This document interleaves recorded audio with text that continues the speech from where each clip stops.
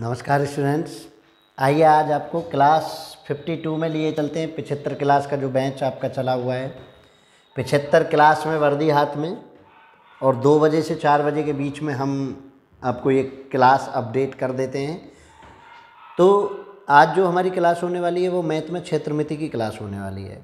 क्षेत्रमिति जैसा कि आप जानते हैं, मेंसुरेशन को क्षेत्रमिति कहते हैं। इस पर आधारित बहुत क्वेश्चन CISF जैसे एग्ज़ाम्स में पूछा जाता है, वनडे एग्ज़ाम्स में पूछा जाता है, और बच्चा अक्सर ये नहीं समझ पाता है कि क्वेश्चन किस लेवल का आ रहा है, कहाँ से आ रहा है, और तब वो करता है गलती। तो हमने उसी चीज़ को ध्यान में रख के ये क्लासेज जो हैं, हम 75 क्लास यहाँ और एक SSC GD का बैच हमने चलाया हुआ है, जिसमें हम 90 क्लासेज आपको दे रहे हैं। हमारा उद्देश्य क्लियर है, हम एक उद्देश्य लेकर चल रहे हैं कि आपको एग्ज़ाम का लेवल पता चले। हम एक लेवल लेकर चल रहे हैं कि आप आसानी से उन क्वेश्चंस को, उन पैटर्न को, उन लेवल को पहचान पाएँ जहाँ से क्वेश्चन बनता है। तो चलिए देर नहीं करते हैं आज CISF की इस क्लास में, और आपको लिए चलते हैं आज के पहले क्वेश्चन पर। बहुत आसान है अगर समझ में आती है तो, बहुत हार्ड है अगर समझ में नहीं आती है तो। दूसरी बात कि इसमें आप लाभ हानि है या बाकी से जो भी चीज़ें हैं, परसेंटेज हैं या कोई भी वो है, आप उसमें आसानी से चीज़ें मेजर कर सकते हैं। अगर आपको फार्मूला ना भी आता है तो भी आप एक बार चेक कर सकते हैं। लाभ हानि, इन परसेंटेज, इन सबको आप जानते हैं। लेकिन अगर इसमें आपको फॉर्मूलेशन नहीं आता है तो आप उसको नहीं कर पाएंगे, ये हमारी गारंटी है। करेंगे कैसे? प्रैक्टिस से करेंगे। प्रैक्टिस करके फिर आपको अंदाज़ा सा भी हो जाता है कि ऐसा कुछ है। तो का भी बेटा प्रैक्टिस वालों का लगता है। तो चलिए स्टार्ट करते हैं आज का पहला क्वेश्चन। किसी आयत का परिमाप 128 सेंटीमीटर है और लंबाई चौड़ाई का 3:1 है। यदि इसकी लंबाई 3 गुनी और चौड़ाई दुगनी कर दी जाए तो नया परिमाप क्या होगा? तो नया परिमाप निकालने से पहले हमको स्टूडेंट इसकी लंबाई चौड़ाई निकालनी पड़ेगी। देखो ज़रा, हमने परिमाप क्या दे रखा है? 128। तो 2 3x + x, जो रेशो है वही मैंने लंबाई और चौड़ाई बना दी है। तो देखिए 3 और 1 4 दूनी 8x = 128। तो x बराबर 16 है। 8 एकम 8, 4 बचा, 8 6 48, 16। तो चौड़ाई जो होगी वो होगी 16, और जो L होगी 3 गुना 16 3 48, L 48 और ये 16 सेंटीमीटर। अब वो कह रहे हैं कि लंबाई तो कर दी 3 गुनी और चौड़ाई कर दी 2 गुनी। 16 दूनी 32 कर दी चौड़ाई B डैश न्यू उसके लिए, और L डैश कितना हो गया? 48 के गुना करो, 3 चौक 8 3 24 का 4 हासिल 2, 4 3 12 और 2 14, 144 सेंटीमीटर ये हो गया और 32 सेंटीमीटर ये हो गया। अब आपको नया परिमाप चाहिए स्टूडेंट। तो नया परिमाप कितना? 2L + के B, ये परिमाप होता है। दोनों को जोड़ो, 2 और 4 6, 4 3 7 और 1 का 1। ध्यान से जोड़ते चलिए, कोई दिक्कत नहीं। 4 2 6, 4 3 7 और 1 का 1, 2 की गुना कर दीजिए। 2 की गुना करें, 6 दूनी 12 का 2 हासिल 1। देखिए 2 सब में है, बस ये कटा है, ठीक है ना। अगर आप यूनिट डिजिट से जाएँ, 6 दूनी 12 का 2 हासिल 1, 7 दूनी 14 1 15 का 5 हासिल 1, और 1 और 1 2 और 1 3, 352 सेंटीमीटर। तो नया परिमाप कितना हो जाएगा? 352 सेंटीमीटर हो जाएगा। आप इस चीज़ को समझिए, यानी आपको ये क्लियर में पता होना चाहिए कि आयत के परिमाप का फॉर्मूला क्या है। यहाँ से आपको 2 चीज़ें करनी आनी चाहिए। एक तो आयत का परिमाप। आयत का परिमाप स्टूडेंट क्या होगा? आयत का परिमाप बराबर 2 लेंथ + ब्रीथ होता है, ठीक है। दूसरा, अगर आपको रेशो में दे रखा हो A/B, आपको मान के चलिए लंबाई और रेशो चौड़ाई का दे रखा है, तो इनमें कोई भी वेरिएबल मानकर पहले को पहले और दूसरे को दूसरा मान लिया जाता है। x वगैरह लगा लीजिए, y लगा लीजिए, कुछ भी लगाकर आप इसको निकाल सकते हैं, और वहाँ से आप मीजरमेंट निकाल लीजिए और मीजरमेंट के साथ उसको कर दीजिए, ठीक है। कोई दिक्कत? तो इस क्वेश्चन को आप बड़ी आसानी से कर पाए, आयत का परिमाप अगर आपको पता है तो। अगर आयत का परिमाप नहीं पता है तो आप बताइए कैसे निकालेंगे? You have not any idea to solve this question। अगर आपको नहीं पता है तो कैसे बताएंगे? तो इसलिए ज्योमेट्री में आपको एक काम जरूर करना है, कुछ करें ना करें, ज्योमेट्री में ज्योमेट्री की ये जो खास बात है ये आप समझ लीजिए। ज्योमेट्री में आप फॉर्मूले को रोज लिखें, फॉर्मूलाज कंटिन्यूसली 2 या 4 फॉर्मूले लिखें और पर फॉर्मूले पर 2 क्वेश्चन आप करते रहें। पर डे आप 2 क्वेश्चन का टारगेट बनाएं ज्योमेट्री के लिए, तो बहुत आसान से ज्योमेट्री को कवर अप कर पाते हैं। कोई दिक्कत किसी को, कोई हेजिटेशन किसी को, कोई दिक्कत नहीं होनी चाहिए जहाँ तक मैं समझता हूँ। नेक्स्ट आगे बढ़ते हैं। चलिए ये देखिए, हम बढ़े आगे अगले क्वेश्चन पर। वो कह रहे हैं एक त्रिभुज का क्षेत्रफल 615 मीटर स्क्वायर है। यदि इसकी एक भुजा 123 मीटर है तो उस लंब की लंबाई ज्ञात कीजिए जो इस भुजा पर सम्मुख शीर्ष से डाला गया है। देखिए ये एक सिंबॉलिक रूप, ज्योमेट्री में फिगर माइंड में आ गया तो माशाल्लाह बहुत अच्छा होने वाला है, ठीक है ना। अगर फिगर आपके माइंड में आ गए तो आप क्वेश्चन को बहुत आसान कर पाएंगे, नहीं भी आए तो भी कोई दिक्कत नहीं। इसका पूरे का क्षेत्रफल तो मैं बाद में देखूंगा। एक लंब डाला गया है जो भुजा, इसकी एक भुजा 123 मीटर लंबी है, इस पर यह लंब डाला गया है, ठीक है। और उस लंबी की लंबाई ज्ञात करनी है जो सम्मुख शीर्ष से डाला गया है ABC, और क्षेत्रफल दे रखा है। तो त्रिभुज का जो क्षेत्रफल होता है स्टूडेंट, वो होता है क्या, 1/2 बेस मल्टीप्लाई हाइट, ठीक है। बेस मल्टीप्लाई हाइट होता है, बेस मल्टीप्लाई हाइट। त्रिभुज का क्षेत्रफल 615, 1/2 बेस मुझे 1 2 3 दिया हुआ है और हाइट मुझे बतानी है। हाइट को ही हम क्या कहते हैं, लंब कहते हैं। तो इधर ले जाएंगे तो 615 गुना 2 divided by 123 equal to height, ठीक है। H लिख देता हूँ। अब आप मुझे बताइए कि इस क्वेश्चन में ऐसा क्या है कि जो नहीं कर पा रहा हूँ। 23 से देखिए 5 दिख रहा है तो 5 बार कट गए, 12 पंजे 60, ठीक है, 5 बार कट गए। और 5 के 2 में मल्टीप्लाई कर दूँ तो 10 इक्वल टू क्या हो गया, हाइट, ठीक है। तो कितनी होगी हाइट, 10 सेंटीमीटर होगी। जब आपको ये फॉर्मूला पता है तब। अगर आपको त्रिभुज का क्षेत्रफल 1/2 बेस मल्टीप्लाई हाइट नहीं पता है तो आप कोई आंसर नहीं निकाल सकते। तो इसलिए मेरा मानना यह है, कुछ एक प्रॉपर्टी त्रिभुज की होती है, कुछ एक प्रॉपर्टी चतुर्भुज की, कुछ जो है आप प्रॉपर्टीज पढ़ लीजिए एंगल की, कुछ आयत की, कुछ वर्ग की। अब हो गई आपको ज्योमेट्री, हो गई आपको क्षेत्रमिति, ठीक है। तो ज़्यादा कुछ नहीं पढ़ना है। मैंने हमेशा से कहा है कि जब आप किसी एग्जाम के लिए क्षेत्रमिति और ज्योमेट्री की तैयारी कर रहे हो ना, क्षेत्रमिति और ज्योमेट्री की तैयारी कर रहे हो, तो एक चीज़ को स्पेशली समझ लीजिए कि आपको पढ़ने के लिए बहुत विस्तारित क्षेत्र है। कुछ भी पूछ ले वही ज्योमेट्री बन जाएगी, वही क्षेत्रमिति बन जाएगी। लेकिन आपको फिर भी उसमें से भी सेलेक्टेड ढूंढना है कि आपको बार बार कंटिन्यूसली पूछा क्या जा रहा है। आप उस चीज़ को अगर पढ़ पाएंगे तो मैं हमेशा से कह रहा हूँ कि आप बहुत आसानी से क्वेश्चंस को कर पाएंगे, ठीक है। चलिए देखिए, क्वेश्चन बहुत इंपॉर्टेंट है, पूछा गया है CISF में कई बार। जो प्रीवियस ईयर एग्जाम्स हुए हैं CISF लेवल के जो एग्जाम्स हैं उनमें वेरियस टाइम पूछा गया है। तो अब समझिए ज़रा कैसे। वो कह रहे हैं कि एक समद्विबाहु त्रिभुज है, ठीक है। समद्विबाहु त्रिभुज के ABC मैंने ये ले लिया, आधार पर खींचे गए लंब की लंबाई 8 सेंटीमीटर, ये मैंने 8 ले लिया, ठीक है, 8। और त्रिभुज की परिमिति 32 सेंटीमीटर है। परिमिति पूरे की 32 सेंटीमीटर है, परिमिति लिख देता हूँ। परिमिति मतलब परिमाप 32 सेंटीमीटर है, ठीक है।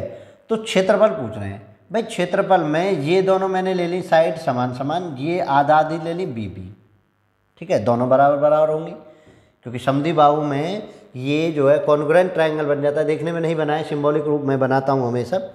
तो B और B मैंने ले लिया। अब मुझे एक चीज़ बताइए कि अगर मैं इसमें पाइथागोरस थ्योरम लगा दूं तो 8 का स्क्वायर इक्वल टू इधर से या चाहे इधर से क्या बनेगा, हाइपोटेन्यूस सामने वाला A² माइनस B² बनेगा या नहीं बनेगा। तो यहाँ से 64 बराबर A² माइनस B²। मेरा उद्देश्य है B और B की वैल्यू निकालना, तो मैं 1/2 बेस मल्टीप्लाई हाइट कर दूंगा, ये बना। अब देखिए परिमिति अगर यहाँ से मैं बात करूँ तो A और A प्लस A प्लस के B प्लस के B 2B इक्वल टू कितनी है, 32 दे रखी है जो आपने लिखा है। मैंने कुछ नहीं किया, परिमिति का मतलब मैंने 2 इक्वल साइड्स ले ली, A एंड A, और B मैंने यहाँ से ले ली। तो B प्लस B 2B बन गया और A प्लस A 2A बन गया। तो अब मेरा यहाँ से मैं अजम्पशन कर रहा हूँ, मैं यहाँ से क्वेश्चन निकाल रहा हूँ 2A plus 2B equal to 32। तो यहाँ से a प्लस के b मुझे कितना मिला, 2 से, भाई 2 कॉमन ले लिया मैंने, डिवाइड में ले गए तो कितना बना 16। अगर मैं इस इक्वेशन को इस इक्वेशन से डिवाइड करूँ 64/16 equal to A square minus B square divided by A plus के बी। तो A square minus B square को मैं क्या लिखता हूँ स्टूडेंट, बहुत आसानी से आपने पढ़ा होगा, ए प्लस के बी ए माइनस के बी। ठीक है, तो ए प्लस के बी और ए माइनस के बी। अब मैं आपको शॉर्टकट भी बताऊंगा, आप घबराएं नहीं। तो यहाँ से क्या बना ए माइनस के बी और इधर से क्या बना 4। तो ए माइनस के बी इक्वल टू आपको मिला 4 और ए प्लस के बी आपको मिला 16। ठीक है, तो दोनों को जोड़ दें, घटा दीजिए तो माइनस माइनस और 16 में से 4 ये माइनस के 2b और ये कितना माइनस के 12, तो b इक्वल टू 6 बना। ठीक है, तो 6 बना। अब आपको करना क्या है कि base multiply height 1/2 base multiply base कितना हो जाएगा 6 और 6 12 और हाइट कितनी हो जाएगी 8। तो इसको डिवाइड करें 6 से तो 12 छिंग 8 छिंग 48 सेंटीमीटर स्क्वायर। आपका D option is correct answer. देखिए अब आपको करना कुछ नहीं है, मैं आपको सिंपल सा एक लॉजिक बता देता हूँ कि आपको इसका एक शॉर्टकट दिए देता हूँ कि जैसे हम इसको शॉर्टकट में करके कर रहे होंगे, ये हम उसमें चेक कर लेते हैं। ठीक है, चलिए टाइम देख रहे हैं। तो मैं इसका एक शॉर्टकट आपको ईजाद किए देता हूँ। देखो पहले आप इसको देखिए, इसको करो 8 8 64, इसका आधा कर दीजिए हमेशा से 16, कितना मिला 4। ठीक है, 4 मिला।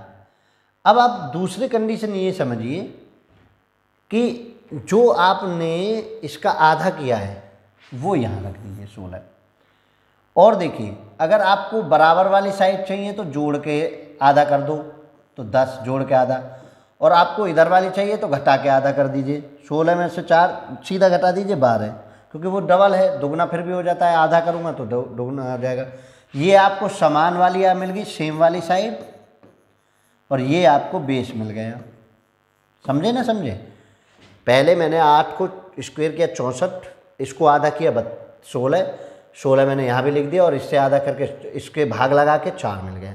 जोड़ के आधा करिए तो आपको समान वाली साइड मिल जाएंगी, और घटा दीजिए तो आपको बेस मिल जाएगा। ठीक है, तो ये आपको मिल गया 1/2 बेस मल्टीप्लाई हाइट आप लगाते हैं, बेस आपने 12 और हाइट आपके 8 है, 2 से 6 48। तो कितना सिंपल आप कर पाएंगे ये बेटा। लेकिन ये आइडियोलॉजी ना खुद ने बनानी चाहिए आपको। आप पूछते हैं हमसे, अरे फिर आप अटकते हैं, बेस तो आपको पता होना चाहिए, थोड़ा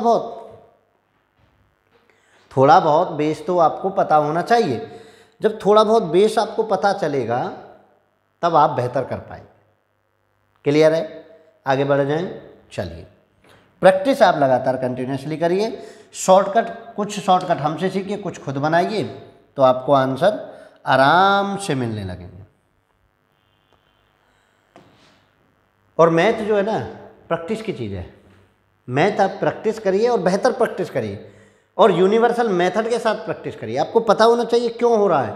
अगर आपको ये पता चलने लगा कि क्यों हो रहा है तो आप बहुत बेहतर कर पाएंगे। अब देखिए 5 इंच वाले वर्ग से 1 इंच वाले वर्ग कितने छोटे छोटे वर्ग बन सकते हैं। जब हम किसी वर्ग से कोई वर्ग बना रहे हो तो 2D में ऐसे और इसमें मुझे वर्ग कट करनी है, तो 2D जब होता है मेरे पास, तो इसमें मुझे ध्यान से समझना कि क्षेत्रफल से क्षेत्रफल को डिवाइड करते हैं। अगर 3D मेरे पास होता है स्टूडेंट, तो आयतन से आयतन डिवाइड करते हैं, आयतन से आयतन डिवाइड करते हैं n निकालने के लिए। क्या निकालने के लिए? n। यहाँ भी क्या निकालने के लिए? n। समझ रहे हैं ना?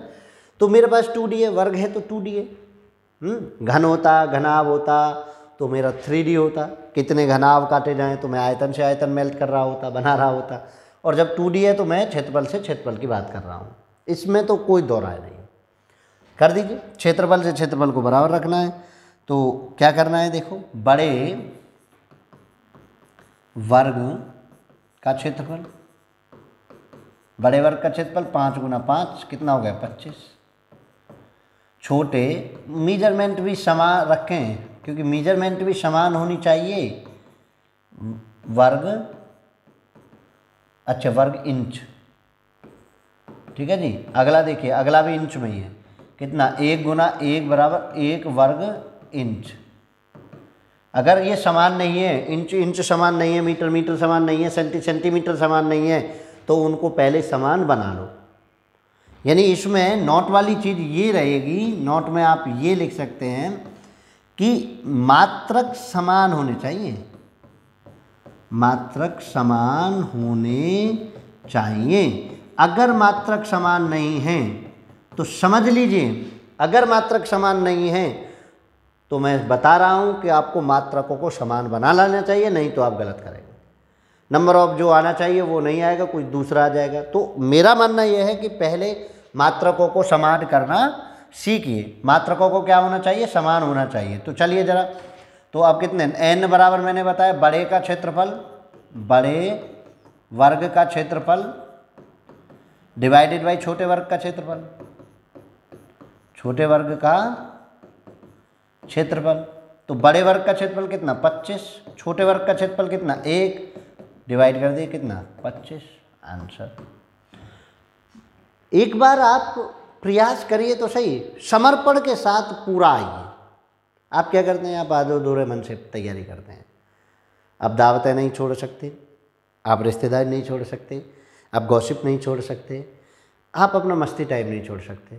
और आजकल तो एक बीमारी है सोशल मीडिया पर रील देखने की। तो आप अगर इन चीज़ों को नहीं छोड़ सकते तो कोई हक नहीं है आपको गवर्नमेंट जॉब पाने का। तो आप पहले इनको छोड़ना सीखें, और जिस दिन आपने इनको छोड़ दिया उस दिन आप बेहतर कर पाएंगे, उस दिन आप बेहतर कर पाएंगे, ये मेरी गारंटी की बात है। अगला देखिए, यदि दो वर्गों के क्षेत्रफल का अनुपात 9:1 है तो उनकी परिमितियों का अनुपात क्या होगा। देखिए, मैंने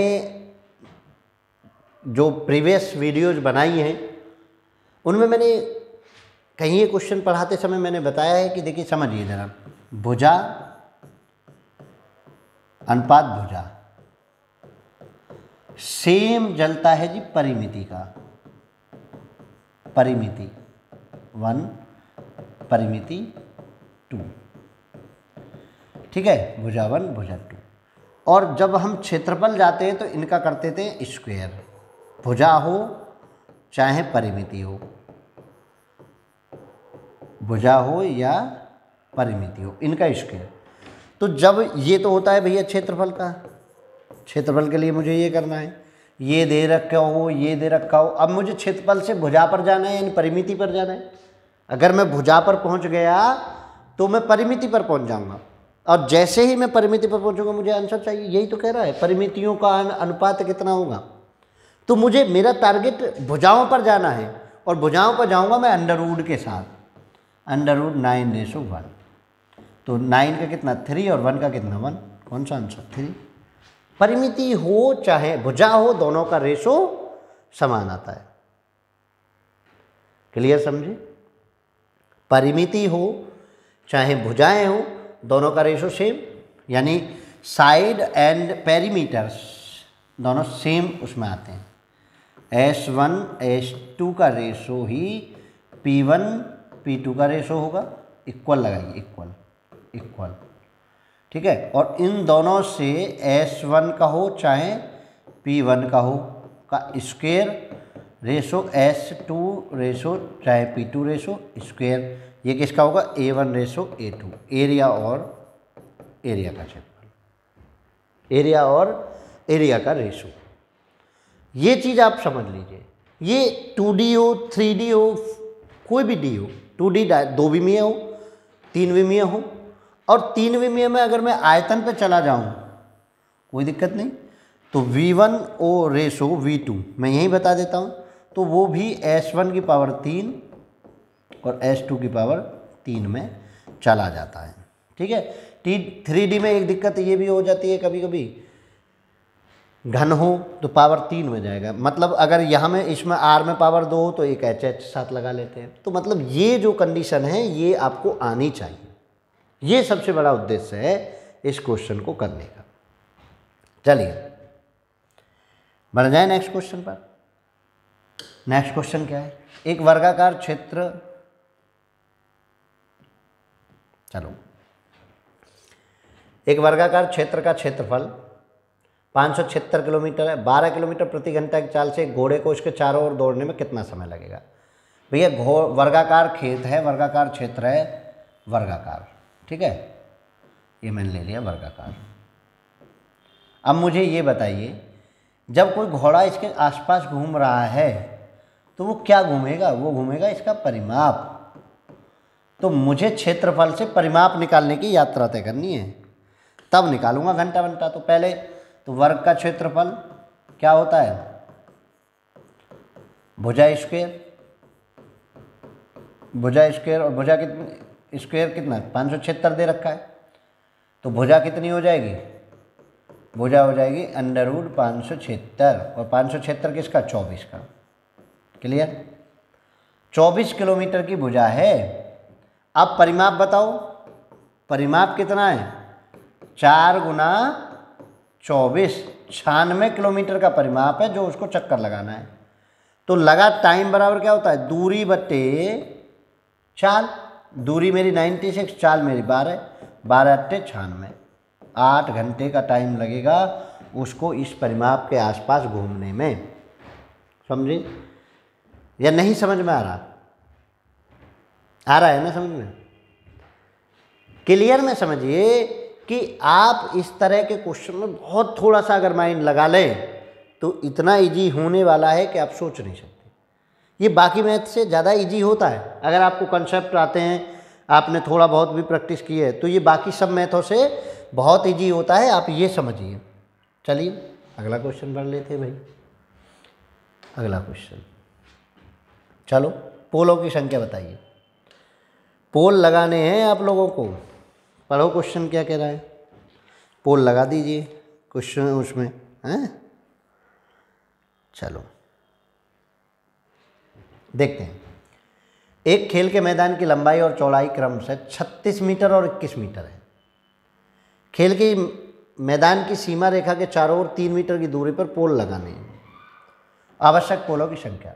देखिए, जब हम खेल के मैदान के चारों ओर पोल लगा रहे हैं, यहाँ से मैंने मान चलो स्टार्ट की, तो मैं 3-3 मीटर की दूरी पर ऐसे ऐसे पोल लगाता चलो जाऊँगा, ठीक है, 3-3 मीटर की दूरी पर ऐसे पोल लगाता चलो जाऊँगा। तो मतलब मुझे क्या चाहिए? मुझे वही परिमाप चाहिए। क्या चाहिए? परिमाप। और परिमाप निकालो। आयताकार खेल मैदान का परिमाप, आयताकार खेल मैदान का परिमाप बराबर 2LB, L + B, 2L + B। जोड़ो 6 और 1 7 और 3 2 5, 2 गुना 7, इतने मीटर हो गया खेल का परिमाप। और जो सीमा रेखा पर लगाने वो कितने? 3 मीटर की दूरी पर। तो पोलों की संख्या, number of poles equal to 2 गुना 57 में आप किससे भाग लगाते? 3 से। 3 से कितनी बार? 19, 19 दूनी कितना? 38। 38 पोल ही छोड़े जाएंगे बेटा। इसमें आप 39 और 40 नहीं लगा सकते, क्योंकि 39 40 तब लगाते जब वो सीधी लाइन पर होता, तो यहाँ से स्टार्ट करना होता, यहीं एंड करना होता। लेकिन अब वो आयताकार है तो एक इस कोने पर लगा दिया, तो फिर 3-3 के हिसाब से इसको कवर अप कर लेंगे और 3-3 के हिसाब से इसको कवर अप कर लेंगे, ठीक है। और कर रहे हैं 21 यहाँ है और 36 यहाँ है, दूरी भी ठीक है, समझिए। तो हर कोने में एक पोल लगाकर और स्टार्ट कर देंगे, तो इसलिए 38 के 38 रहेंगे। 39 और 40 भ्रम करने के लिए हैं। आ रहा है ना समझ में? एक बार आप प्रयास करना तो स्टार्ट करो, एक बार आप बढ़ना स्टार्ट तो करो, फिर देखते हैं कितना बढ़िया लगता है, कितना मज़ा आता है। लेकिन आप प्रयास किए बिना ही सफलता चाहते हैं, कुछ करना है नहीं। और हमने थॉट भी डाली है चैनल पे, हमने कहा है परिणाम के बारे में बाद में सोचेंगे, पहले परिणाम लायक योग्यता बना लीजिए। पहले परिणाम लायक योग्यता अगर हम बना लें, तब परिणाम के बारे में सोचेंगे कि परिणाम क्या हुआ, क्यों नहीं हुआ, फिर सोचेंगे। अब परिणाम के बारे में सोचते रहें और योग्यता परिणाम के बारे में हमने बनाई नहीं, तो फिर क्या होगा? फिर तो दिक्कत होगी ना। चलिए क्वेश्चन करते हैं। ₹4.5 प्रति मीटर की दर से 18 मीटर लंबे कमरे में 75 सेंटीमीटर चौड़ा कालीन लगाने का खर्चा ₹810 है। कमरे की चौड़ाई बताइए। देखिए इसमें होता क्या है, ये देखिए 18 मीटर लंबा कमरा है, ठीक है। अब इसमें 75 सेंटीमीटर के कालीन बिछाए हुए ऐसे ऐसे, ध्यान समझिए। 75 सेंटीमीटर चौड़े कालीन है जो बिछाए गए हैं और खर्चा 810 रुपये है। तो ये मैंने बी मान लिया। अब देखिए पहले मुझे ये बताइए कि ये कितने कालीन इसमें लग जाएंगे। तो नंबर ऑफ कालीन निकालिए, नंबर ऑफ कालीन ऐसे लिख देता हूँ, ठीक है। नंबर ऑफ कालीन 18 मीटर में 75 सेंटीमीटर से, यानी 75 सेंटीमीटर को मीटर में बना लेंगे तो ऐसे 75 गुना 100 ऐसे कर लेते हैं। पहले कालीन, नंबर ऑफ कालीन निकालिए। 25 से 4 बार, 25 से 3 बार, 3 से 6 बार, 6 से कितना 24 बार। ध्यान दीजिए 24 कालीन लगे, लंबाई बी लगी और 4.5 की दर से लगे, तब जाके 810 रुपये खर्चा हुआ।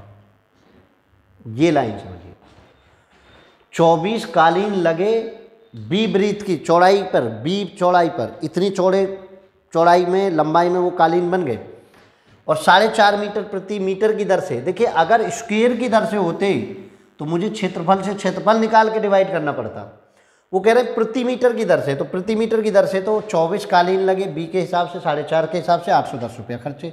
तो बी इक्वल टू कितना हो जाएगा, 810 डिवाइडेड बाई 4.50 गुना 24, पॉइंट हटाया 100 बढ़ा लिया, 0 0, 9 से 5 बार, 9 से 9 बार, ठीक है।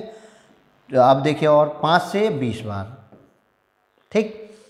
20 से को मैंने 4 से किया 5 बार और 4 से इसको 6 बार, ये 3 से 2 बार, ये 3 बार, और 3 पंजे 15/2 मीटर की चौड़ाई आ गई, जो कि 7.5 मीटर बनेगी। आपका ऑप्शन बी।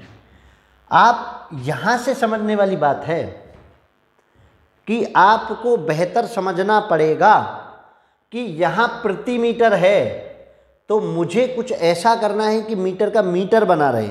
अगर यहाँ होता मीटर स्क्वायर तो मैं यहाँ भी एरिया निकाल रहा होता, यहाँ मैं क्या निकाल रहा होता, एरिया निकाल रहा होता, और तब मैं इस केवल एक 75 से भाग ना लगा के 75 सेंटीमीटर गुना 75 गुना 100 कर रहा होता, ठीक है।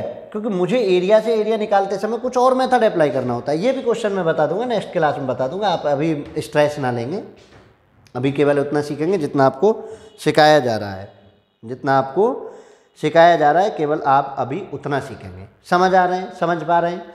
बहुत आसान है, मैंने कहा ना बिल्कुल आसान है। 7.5 मीटर आ गया, ये समझने वाली बात है। अगर वो लंबाई पूछ रहे होते तो हम ऐसे ऐसे ऐसे ऐसे बनाते कि चौड़ाई में ऐसे लगे हुए होते। चौड़ा दे रखा है, इतने इतने चौड़े दे रखे, इतने इतने चौड़े उसमें लगे हुए, तो ब्रीथ के साथ साथ वो लग गए। तो इन चीज़ों को आप समझना पड़ेगा आपको। चलिए नेक्स्ट क्वेश्चन, ये देखिए, यदि किसी क्वेश्चन को पढ़ते हैं। यदि किसी आयत की परिमिति और विकर्ण क्रमशः 14 सेंटीमीटर और 5 सेंटीमीटर हो तो इसका क्षेत्रफल कितना होगा।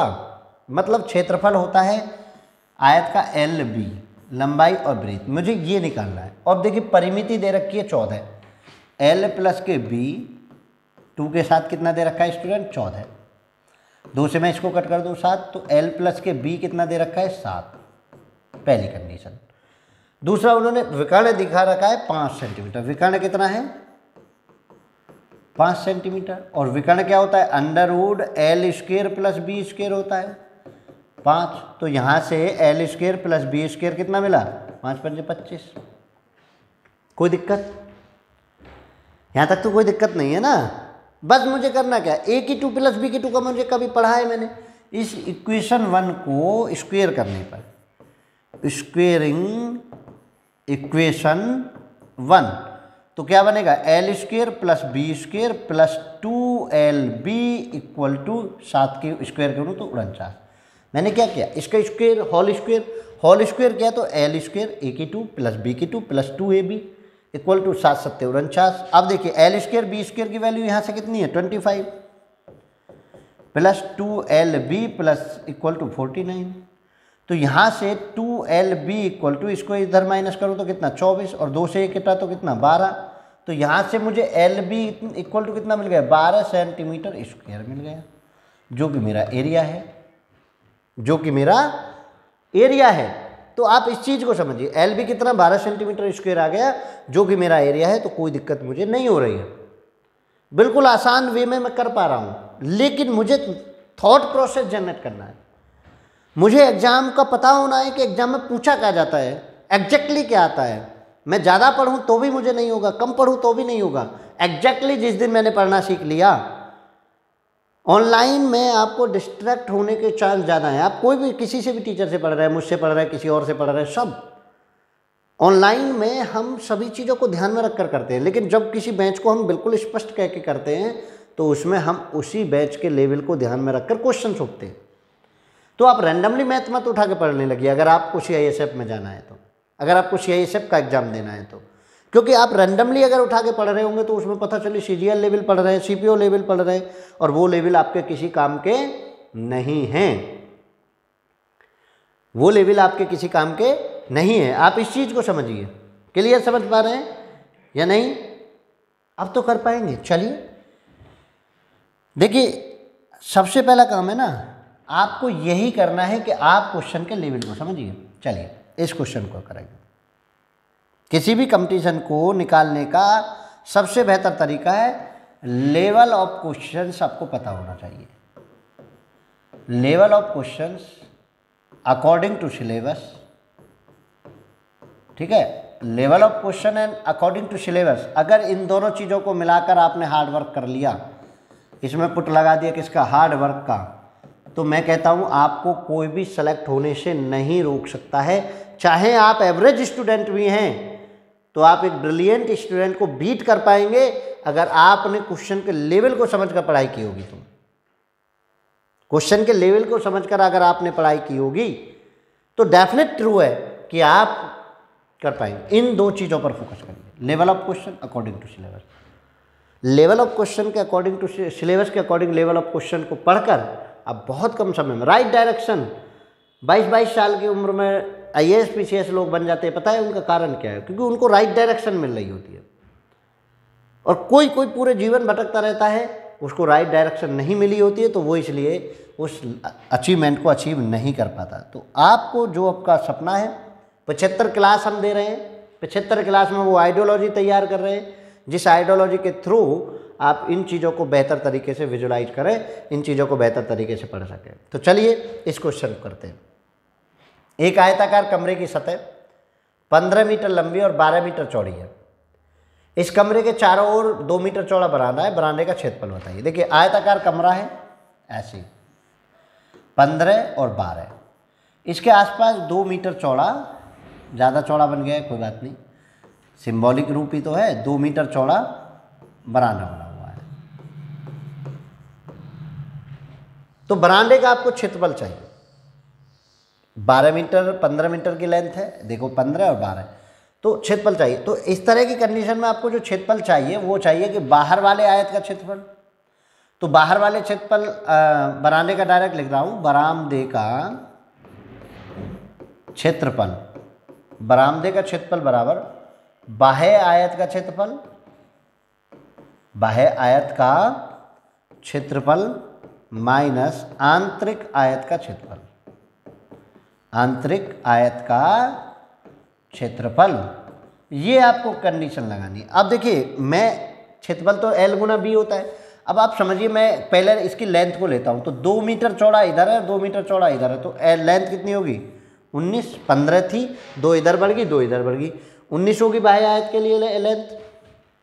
यही कंडीशन है। आप एक बार सिंगल ना जोड़ के आप डबल जोड़ना है आपको।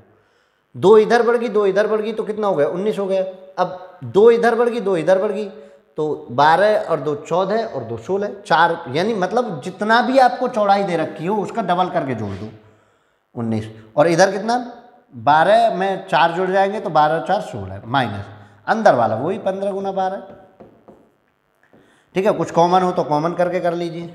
कॉमन करके करूँगा 4 कॉमन, तो 4 19 चौक 76 माइनस 3 4 कॉमन हो गया, 3 15 45। भाई मेरे पास से गुणा करना नहीं है, समझे ना।